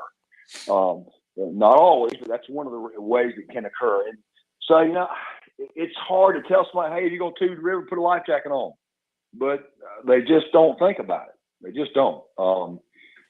If you're in a boat, you got to have a life jacket on. In a tube, not so much. But it's just, it's a good idea, again, to think about safety from that standpoint. Because everybody wants to get on a tube. They don't want to get a tan line from a big life jacket. Again, you can't really wear the self-inflators in those situations because you're in the water. And if they get wet, they're going to inflate. If it's the kind you have to pull the cord to inflate, well, if you get knocked out, you can't pull the cord. So they just don't work very well in situations. So it's just one of those inherent risks you take when you float on a river like that on a tube, it's always a good idea to have somebody with you, maybe on the trip that may be able to get to you if you needed to. But it's kind of one of those hard to really protect all the things that could happen, particularly when you're floating fast-moving rivers and things, which a lot of people like to do. They like to float those rivers, and there's nothing wrong with that. You just got to be prepared. And again, my biggest advice is have all your senses on high alert. And to do that, you don't need to be drinking when you're floating, because if you're drinking, we talked about that in the water. The hot sun is going to make the alcohol affect you even more. And if you don't have all of your abilities, you're already kind of behind the 8 ball, so to speak, if something bad happens, because you don't have all your faculties about you. But it's something people do. They like to do. But again, that is a great question. A lot of folks will kayak on our rivers too. Now, when you're in a kayak, of course, you're in a boat, so you guys have a life jacket. And kayaks, you need to have a life jacket. A wearable style life jacket on is a good idea to have when you're in the kayak, because you're going to fall out in a river, and you need to have a life jacket that floats you to help keep you above the water, and also kind of prevent you from running into rocks or any kind of hydraulic situation there where you get pulled beneath the water as much. So those are things to consider as well if you're going to be in any of the upstate rivers that have some rapids or fast-moving water. Thank you, Major. That was all great information. And now switching gears a little bit, and I believe this is under your purview, but by all means, just tell me to shut up if it's not. So shellfish harvesting season closed yesterday, May 31st, across South Carolina. And just know, we love our seafood here in the state. We've always had great oysters, shrimp, crabs, so forth. The creeks are plentiful around our state. But in years past, there have at times been the high bacteria levels where you have not been able to eat certain things out of the creeks, particularly around Charleston. I think that was 2020, maybe, give or take. Where I'm going with this is just, do you have any kind of update on do you know yet how successful the shellfish harvesting season was for this year? Do we have any kind of reports on? Do I say shut up now, or you want me to yes, wait? Please. No, go right ahead. Shut up now. I'm kidding. No. So the shellfish season, what I can tell you, what I do know, which is limited, but I will find out an answer for you. Next show, we'll get back on that. But our department works very hard to check those areas to make sure, working, I believe, with DHEC to make sure these areas are clean and healthy to be harvesting shellfish. Again, it's about human, like you said, you're right. We have some great people love to eat seafood, and we want to make sure that our waterways are clean so that you can go do the tradition of shellfish harvesting, get your own oysters, those kind of things. But we do have to make sure those areas are clean. The mud does not have any contaminants in it, because as we know, these shellfish are filter feeders, which means they're feeding all that, they're pulling all that mud and different bacteria and things through them as they filter feed, and that's how they get contaminated. So I don't know the specifics of what goes into testing and checking those areas. I do know that we're heavily involved in it, and that dictates how the season comes in, where it's open, where it's not. But let me get back to you on that one. That's a good question, but that's not a question you get a whole lot, because the coastal areas where people think about that, and folks in the mountains don't think about getting oysters. But but it is a good question. Real quick, we got about 90 seconds. Speaking of fishing and all that kind of stuff, with it being so hot, is there any good place in the state to go fishing right now? Well, again, remember, heat doesn't affect some of the deeper waters. A lot of times, the stripers and all, Lake Mary, if we get into June, July, you start getting that football season, the first 5 and out, so that's kind of, fishing is still going to be good in certain areas. When it gets really hot and shallow water, fish don't tend to bite as well. That's true. But we get some systems to move through here and cool things off a little bit. We'll make it better. You just got to know your areas. You're getting shaded areas where the water's cooler. Sometimes can be more productive for fish. But I was going to say something about shellfish. And when you think about it too, just make sure when you visit roadside stands where you see people selling shrimp, that they have a bill of lading or can tell you where those shrimp came from. That's important. So many people like to buy shrimp off the side of the road, and you want to make sure those shrimp are, kept cool on ice and don't get too hot or too warm, so that the bacteria forms there and it's going to cause you a problem when you eat them. I love shrimp and I don't want to get sick off of them. So, one of the things I can tell you is just make sure if you buy from a roadside vendor, make sure they've got them on ice. It doesn't, the shrimp are firm and not, where it's gotten wet and soggy, so to speak. And again, you have the right to ask that person, where these shrimp come from, and do you have a bill? Do you have your documentation of where it came? And basically, it's just a receipt that shows they got it off a shrimp boat or wherever they got it from, so you know that you're getting healthy shrimp. That's the main thing. Those shrimp, they're in good shape. Major, as always, we enjoy being with you. Hope you're feeling better after a little bout there with COVID. And we'll look forward to being back with you in a couple of weeks. We'll see if it's still hot in South Carolina mid-June. Absolutely enjoyed it. Thanks, Phil. Thank you as always, Major. Major Billy Downer from the Department of Natural Resources. A load of information. And we appreciate you listening, and we appreciate the phone calls. And we'll do that again with him in a couple of weeks. Back with Sports Talk tomorrow night. We'll pick back up on everything and see what we have to chew on tomorrow night. I'm sure we'll have plenty of good stuff for you. Thank you, Pat. Thank you, Chris. Chris will be at East Carolina, by the way. See you tomorrow.